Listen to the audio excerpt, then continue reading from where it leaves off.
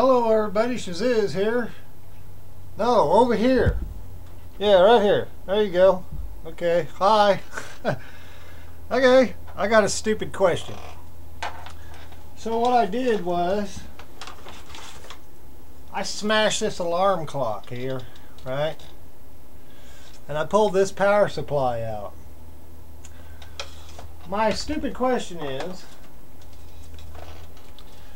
you start off, you plug this into a 110 or 120 outlet and you run that alarm clock. So what's the purpose of using 120 volts and stepping it down to the usable current that you're going to use the appliance for there? A transformer, they come in all different sizes and shapes. Just like that. All different sizes and shapes and real nifty deals. And essentially what they do, they have a primary and a secondary. The primary winding set for 110, 120 volts, and then what happens is that first primary creates a field which induces current in the secondary, which then runs your appliance. So I guess what my stupid question is, this one here came out the clock radio, alright?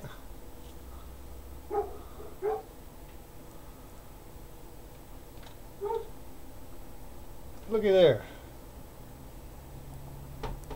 Alright? Why use 120 volts to do something that you can use 12 volts for? Throughout your entire house, there are many of these leeches right here that steal your money. Alright?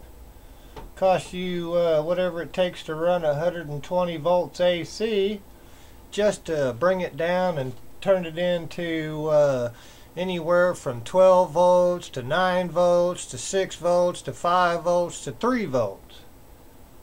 So why not develop a smart system and modify all your appliances that are out there right now to automatically only run off of their voltage required?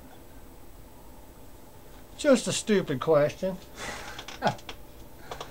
Anyway, let's check this out here.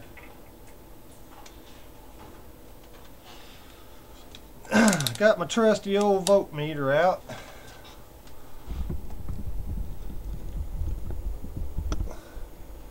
And I want to know what is the actual current that it took to run my clock radio. Instead of 120 volts AC, what could I have ran my radio on? Well, let's see here. Apparently I could have run my radio on 12 volts. And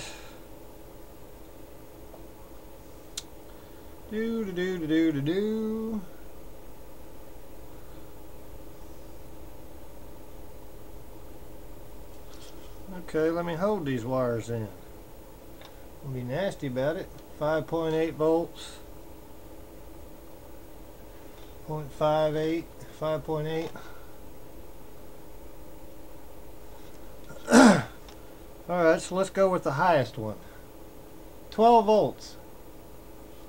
So, I could have run my appliance on 12 volts, yet I chose to initiate my appliance with 120 volts and then step the voltage down to 12 volts. Huh. That's kind of stupid. Alrighty then. Anyway,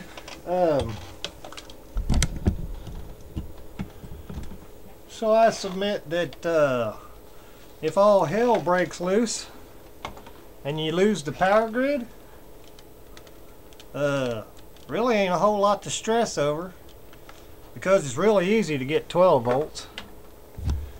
And you can change that 12 volts from AC to DC with just a few little tricks. I'll get into all that stuff later. But back to my stupid question. So if it only takes 12 volts to run my, where in the tarnation did it go?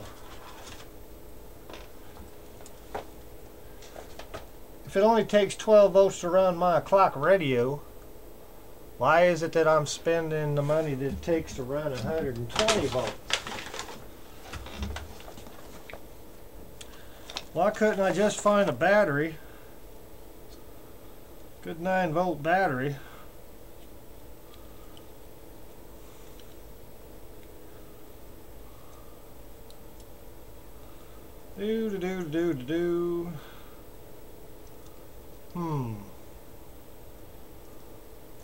Apparently I don't have a good 9-volt battery.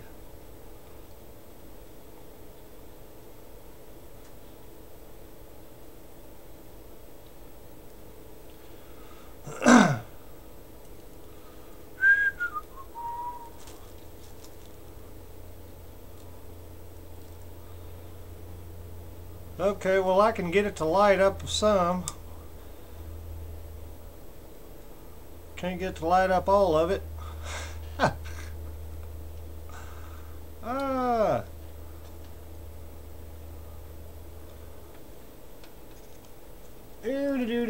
It's not got enough power to run the clock. So let's see how much juice I've actually got in this battery, for curiosity's sake.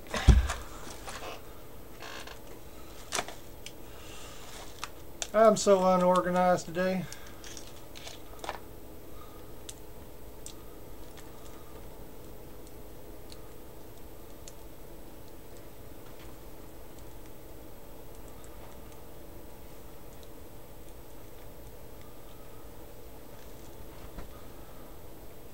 .72 volts.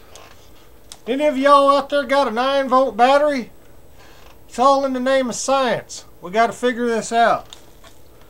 But I submit that the chances are, if you got a good strong 9-volt battery, you can run your little clock, because for some reason they got a 9-volt battery for the memory there to keep the memory on it whenever your power goes out. But I guess the biggest thing to take out of this video right here is that there's several appliances throughout your entire house, including your TV and all that have step-down transformers in them that, dude, it doesn't take